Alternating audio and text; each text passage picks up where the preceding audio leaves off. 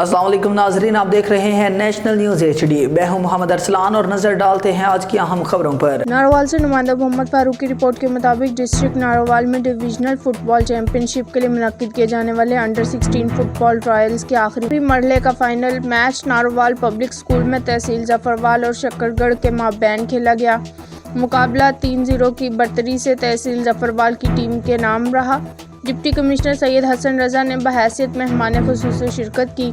Deputy commissioner نے دونوں ٹیموں کے کھلاڑیوں سے ملاقات کی، بچوں کے ساتھ فٹ بال کھیل کے بارے میں بات چیت کی اور معلوماتی سوالات بھی پوچھے۔ اس موقع پر ڈپٹی کمشنر نے کہا، ناروال کی تینوں تحصیلوں سے 16 سال سے کم عمر کے 300 کھلاڑیوں نے ان مقابلوں میں حصہ لیا اور اپنے کھیل کے خوب جوہر دکھائے۔ بچوں کا کھیل دیکھ کر مجھے یہ یقین ہے کہ یہ بچے مستقبل میں بہترین پلیئرز کے طور پر ابھریں گے اور وطن عزیز کا نام روشن کریں گے۔ میچ کے اختتام پر دونوں ٹیموں میں انعامات بھی تقسیم کیے گئے۔ واضح رہے، ان پلیئرز میں سے بہترین کھلاڑیوں پر مشتمل ٹیم ڈویژن کی سطح پر منعقد ہونے والے مقابلوں میں ناروال کی نمائندگی کریں گی۔